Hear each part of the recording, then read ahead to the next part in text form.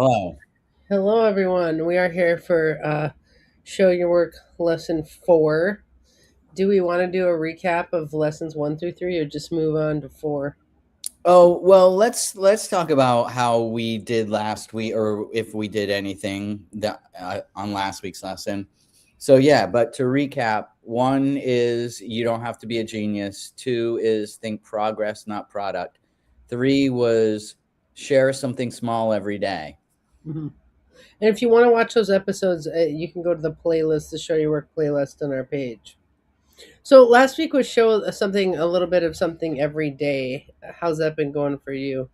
Well, I wanted to talk to you about this because it is a little difficult to keep it up, uh, doing every single day.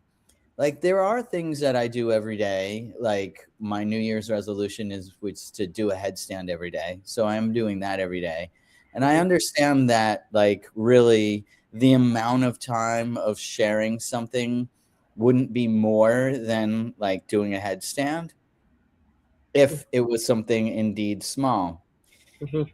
But for some reason, for me, there seems like some social emotional cost or something that prevents me from being public every single day. Hmm. And I wanted to ask you how you felt about that. Hmm. Well, so it depends on how you see being in the public. I mean, you go to your job every single day and I guess you get paid for that. So Mhm. that would, but like you go to your meditation groups almost every day and like you go see your friends almost every day and so like is there a social emotional cost for that? I mean, the way I see going online is like going to see my friends. Like I don't really I don't know, but the way that I do it, like today I wasn't in the office working, and so I did not go on Facebook and share anything today because I was doing other stuff around my house, and I was like, I have to be kind of sitting in front of my computer at work, and then I'm like, okay, share this thing. Like it's like the social emotional cost for me is like sitting in front of my computer and sharing.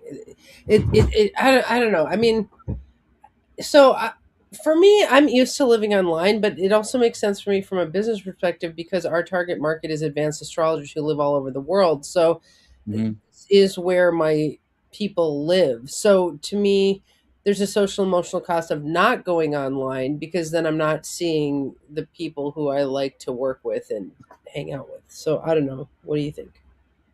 Yeah. Yeah, that's interesting. I don't know. I think there's also this concept of spoons. Have you heard that term? Like, I Yeah. don't have spoons for that. Hmm. I feel like sometimes when I've had a day that has been a lot of human social interaction or a lot of thinking about other humans and our social interactions, like right now there happens to be just I'm just gonna say like a kind of case study of my life I'm kind of explaining.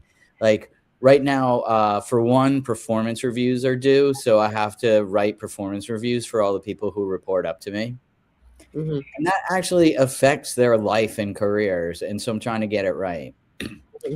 And then another thing that's happening outside of work of the job that I get paid is I have a kind of community book club that is a very small group of 5 people, and I've been kind of like wrangling what to do about one of the people's participation because what came became apparent is like they have a different goal of what they want to get out of book club than the other people, so it's just causing this tension. Hmm. So dealing with that and the social implications of that and communicating openly and honestly, like my spoons are gone. Hmm. And Hmm. I just wonder how other people feel about that compared to this week's lesson, which was, share something small every day. Well, I think it's a queue thing. It's like I put sharing high up on my queue because, um, like, okay, for me to not share would be like for me to not be in the store. Like, let's say there was a Moira Press storefront. It'd be Mhm. like I didn't show up to the store. Like, the only way to show up online is to literally be there online. So, like, it's like look alive. Like for me, like it's high in my queue to share because that would be like me showing up at work. Mm. Um, but I think for you, the online thing is low on your queue. You're gonna give all your spoons to these other things first, and then say, okay, do I have the spoons left to share? And I think if you were trying to diligently do this book, you would put a spoon. It's only really one spoon to make a post. It's really not a lot of spoons. I mean, maybe you're giving way too many spoons to it. I mean, it doesn't.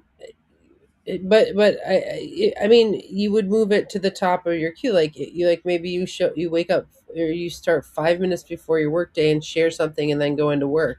I Mm. mean, I think you could reorient your queue so that it's a low spoon request, and also that it gets done systematically. Oh yeah, right on. Yeah, I don't know. I'll keep thinking about it and think about it too, like in the, the context, like we talk about your 9 to 5 versus your 5 to 9, and things energizing you or draining you. And, I don't know. I have to think about it. Mhm. But that was, I mean, it's a good lesson of share something small every day. And it does make, make me at least think about why am I doing the things that I'm doing, and what do I get out of it, and what do I give into it. Mhm. Well, I think if you got into like Facebooking, for example, the people who comment back at your share would be giving you spoons. I mean, I think it's not a spoon dump; it's a spoon exchange. Yeah, that's a good point. Hmm. So, and that's part of the community. Part of making the art and getting feedback is like it does inform your art process, like moving forward, as like what they do say back to you.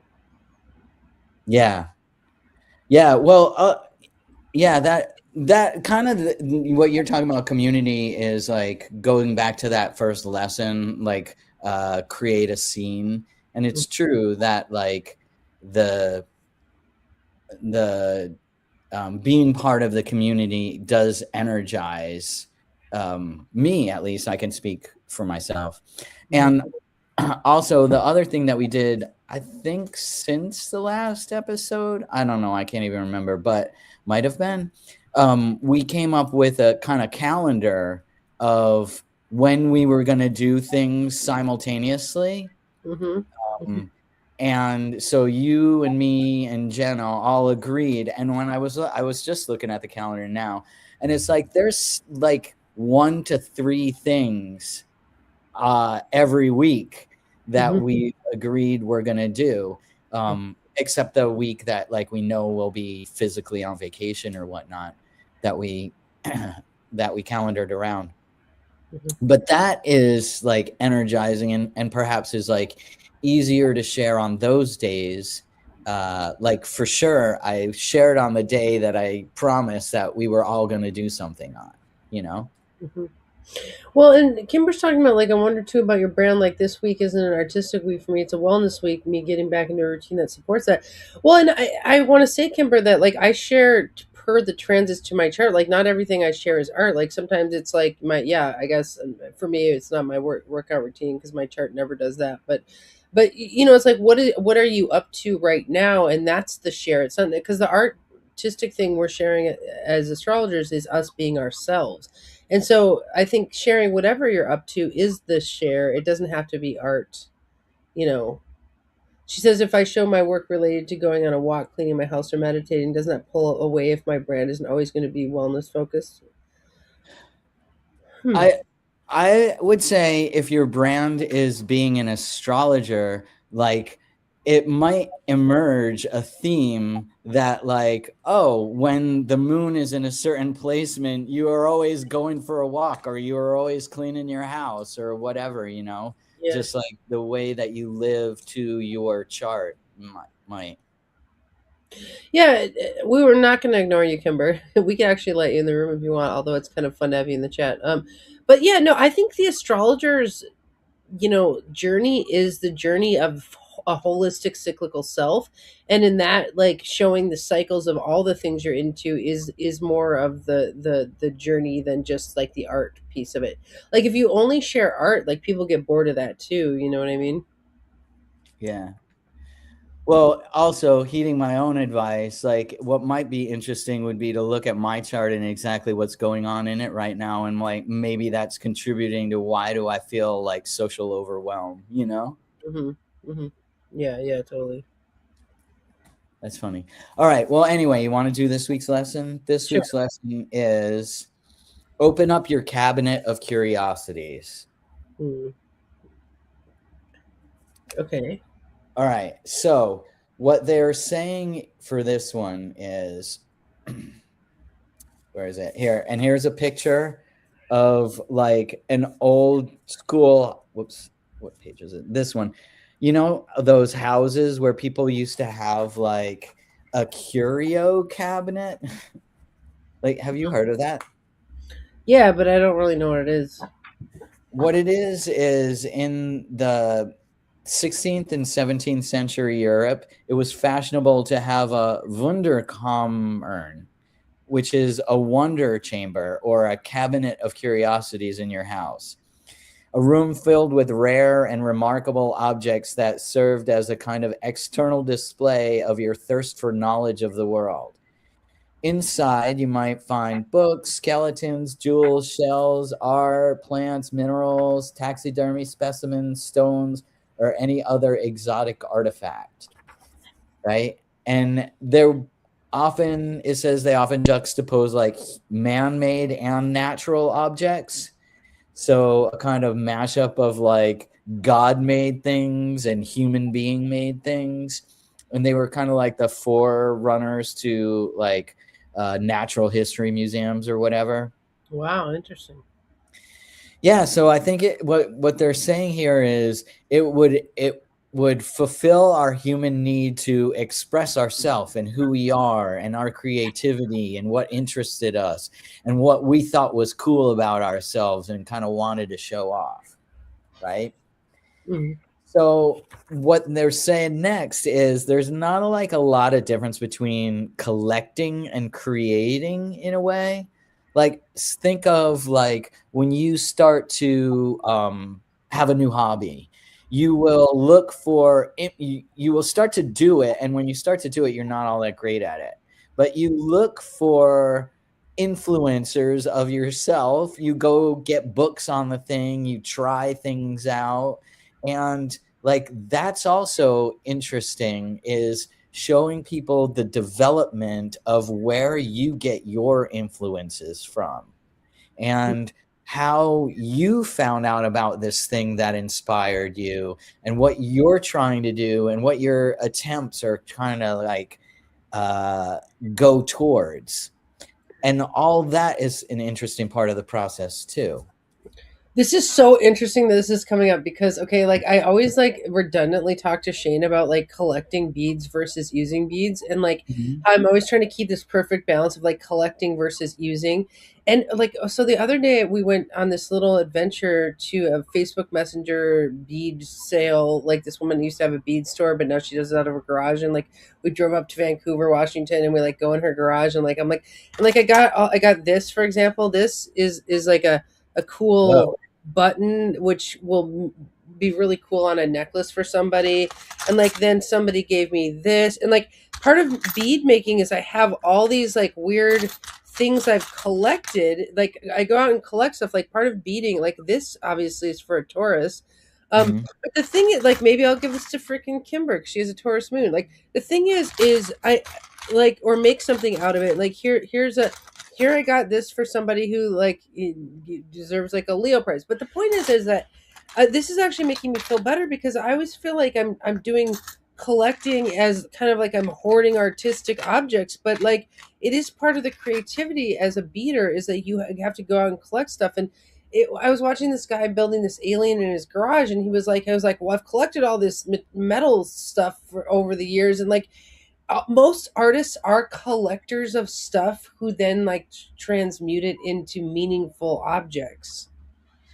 Yeah, and not even just like visible, tangible things.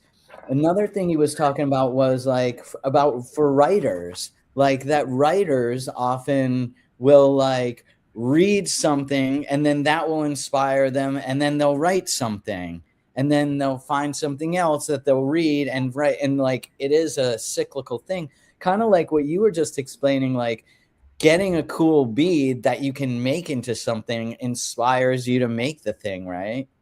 Yeah, it inspires me to make something. Like here, I collected a bunch of Sagittarius bouquets because I don't know when a Sag is going to strike, and I'm going to need like yellow flowers for the bouquet. But I had to go out collecting yellow flowers for the Sages, and then like I've somewhere along the line collected this gold string, which I could then pair up with this to make something beautiful. And like collecting is a big part of it. And if we look at it astrologically, it's the second fifth house square. Like if you have any planets go through the second, that's like the collecting time. Like second is like objects. And I know this because I have two planets in the second square, two planets in the fifth. And I do these manias where I'm like going out collecting. And what'll happen is like I'll have an art project I need a specific thing for. So I go out to collect that specific thing. And while I'm out, I see other things. And like, or if I'm uninspired, I'll take myself to the art store and just walk through collecting stuff. And like, so wow, this is making me feel a lot better about that part of my process. Hmm. Oh, cool. Like this, I collected at Michael's. It's a hat kit. It was $5 on sale. It was bigger than this, but I don't want to make a hat out of it. What I want to make is squares for a rainbow quilt. So now I'm like eating up this hat into squares, but I collected it initially because it was on sale for $5. Mm-hmm. Nice. All right. Well, cool. Next on our thing. Oh wait, that wasn't it. Oh, Well, no. Remember, it gives the overall thing. uh, Oh, open up your cabinet of curiosities, okay. and then that was the first thing. It actually says, "Don't be a hoarder." Oh, And what they're talking about is the cycle of collecting and creating. oh my God, this is mind blowing. Because Yeah. I'm always talking to Shane about tripping on. I'm like, I don't think I'm a hoarder because I've used up like half the beads that I collected already, and I'm always going on, and he's just like, "Honey, it's fine," and I'm like, "No, it's not fine. I don't want to be a hoarder." Yeah. Yeah. Well, you have permission, Andy, to collect things and then create. Okay, but it's a ratio, right? Collect. Don't be just collecting and never creating, because that would be hoarding. Yes. Yes.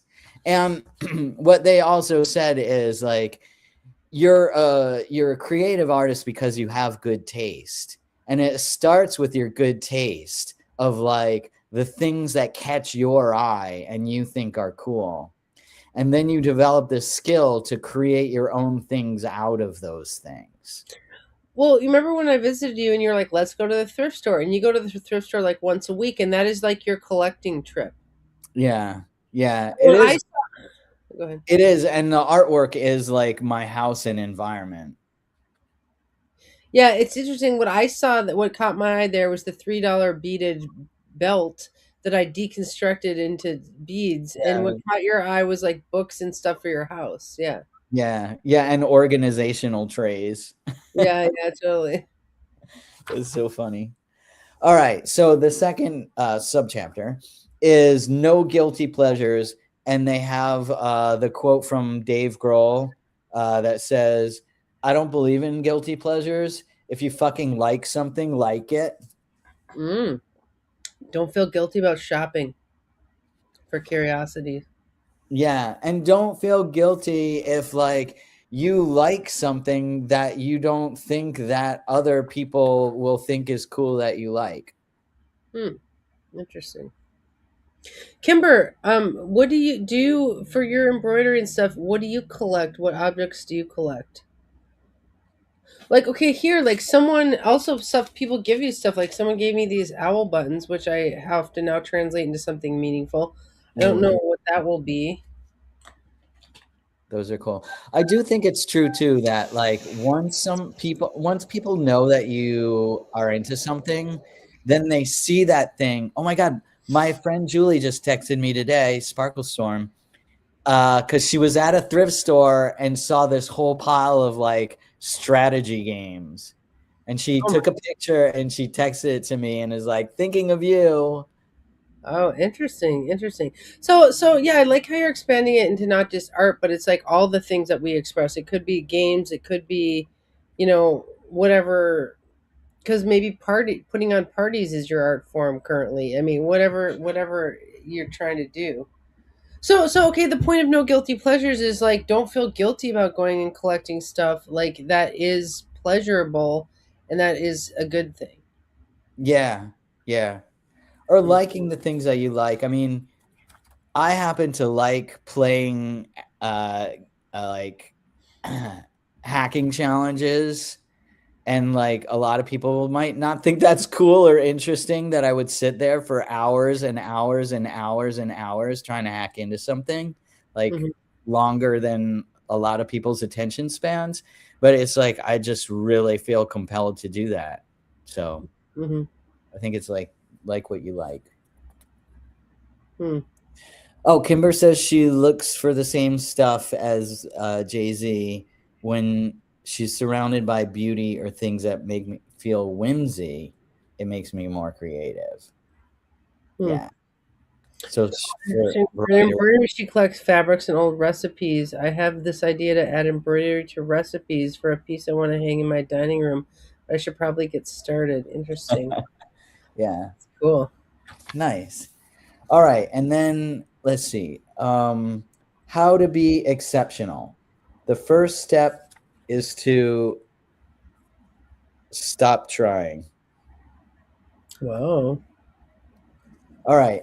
When you this goes into the like do what you like even if you don't think that other people or think that it's going to be cool, or it's like share what you like even if you think that other people aren't going to think it's cool. And what he's saying here is when you share your tastes and your influences, have the guts to own it, all of it. Don't give in to the pressure to self edit too much. Don't be the lame guy at the record store arguing over who's the more authentic punk rock band. Don't try to be hip or cool. Be open and honest about what you like. And that's the best way to connect with people who like those things too. Hmm. Interesting. Just back to the sharing everyday thing. If you go to the thrift store, you can make a systems because what we do is make systems out of best practices. So, like a best practice would be for you to quickly share, like once a day, right? Like that would be the practice we're trying to make a system of. So maybe you go to the thrift store, you always take a picture of your haul and then post it like that. That's like showing you're collecting, like as opposed to just not doing the pick and post, like making a system of it. I go to the thrift store, I take a pick and post. Yeah. Yeah. It's interesting because like last week at the thrift store, I got a telescope, Whoa. like a a legit telescope for $9.99. I mean, I looked it up. It's like a $200 telescope, and then I was looking at the moon with it. Is like you can see like all the craters on the moon and all this. It was amazing. Wow. Whoever it was that had like it was put together wrong, so maybe that was why they got rid of it or something. But it's like the coolest telescope. I was looking out across the marsh. I can see like the houses across the marsh, and I was looking at like the geese way across the marsh and stuff. It's so cool.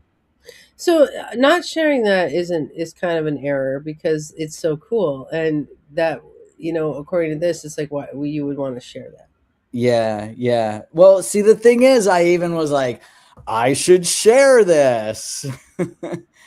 But then I got tripped up in my head about how or what. It's really interesting. Okay, so I'm going to show you how I do it. Like, okay, so let's say I go over to Billy's for something, like an hour, and I've learned to document like literally everything that we do, like around here, like every person I hang out with. But now it's like, as a producer, it's like that is my job, right? But I'll show up at Billy's and I'll be like, hey, honey, how's it going? Like, how like pick, pick, pick, pick, pick, pick, pick. All right, okay, and then I put my phone away. I'm like, so what's up? Like I literally like do it right when we start hanging out so that I can get it out of the way and then just be on with the hangout. But it's like Yeah. learn it's a system, and you were actually pretty good at it when I was in town. Like you were taking pictures and stuff like that. But like, yeah, I think systematize. You make systems out of a lot of things. I've watched you be very systematic at your house, and like I think making a system of posting would change your life, honestly. Yeah. Hmm. Yeah, it is a thing. Like it was a lot easier for me to do when you and Jenna were here in person because like that's what we were doing, you Hmm. know. Hmm. Hmm. Anyway, all right, let's keep going. Credit is always due. So if you what they wanted that what they were encouraging you to do is to link to other people's stuff who influence you, show the backstory of how you learn things. When you find cool things that inspire you from other people, like we were saying of like the writer who reads something and then is like that inspires them to write their own thing or to go in a different direction. Always link back, give people the credit, because not only like that, you know, we want to say like, oh, the poor person who created that, they should get their due, but also you want to give your people an opportunity to learn along with you, to be able to also be like, oh, really? That person? And then look at and find what they discover is cool about that same works that influenced you. And it's kind of a shame, not only for the creator, but also for the audience, that they don't get the whole full, rich experience. What do you think about that? Yeah, I mean, I think it's about it comes back to the Course in Miracles statement of the miracle is to witness and be witnessed. Like you have a telescope and it's a miracle, but none of us got to see it, and so we you didn't really like share the miracle with us. And I think that's the point of this is like things become miraculous through the eyes of people. Mhm. And so like if I find some, like I should have shared the bead lady excursion, because I'd be like, you guys check out what I found at the bead lady excursion. Like I'm learning from that too. Like, but yeah, I mean, I guess it's just a chance to witness the miracle of life. Hmm. Hmm. Yeah, interesting. All right. Well, as far as attribution goes, they have this whole thing about like attribution components. Like, what is it that, you know, that you're attributing? Who made it? When did they make it?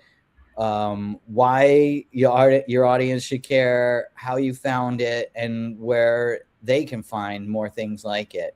Because that's the other thing too. If you say like, oh, this is a quote from so and so, well, like, how did you find that quote? And maybe somebody else curated all these like really cool quotes, and you could point back to them. You know, that kind of thing. Hmm. Cool. All right. And that was it for today's lesson in Show Your Work. So the crux of today's lesson is part of creating is collecting. Oh, this reminds me back to when we had this singer at the Moyer Press, and Billy was talking to her about because she's trying to learn how to write songs, and he was saying, okay, you can listen to a bunch of songs and get inspired by one and write a song that's kind of in the ilk of that song. Like Mhm. artists do this all the Yeah. time. Like collecting reference photos is a thing. Draw people who draw do. You Yeah. know, Yeah. so I think if you're trying to create a song out of nothing, or if, whatever you're trying to do, go on a collecting journey before you go on a making journey, and that is like kind of a big part of the artistic process. All right. And then just one more thing I wanted to show is, you know how I've mentioned this to you before? I have this box that's just called Precious Things. And Uh, it's all of the like precious things that I've collected. And then that box is kind of full. So I have another box that's called More Precious Things. And the reason that I have these is because I can open them up and like every single thing in here is just like, oh, this is a memory of, you know, this tour, or this is a memory of this hacker convention, or this is like they're like everything in here is just like could be a story in itself. And I guess maybe I should follow my own advice there too and start posting about these stories. Well, those would be good daily posts. One precious thing one. You know what I mean? Yeah. Yeah. Yeah. Yeah. So, all right. Well, thank you. Good to see you, Kimber. Thanks for being with us, and whoever else is watching. And Jay Z, thank you for taking us through this book. It's really changing my life, honestly. Oh, So, nice. all All right. right. Bye. Bye.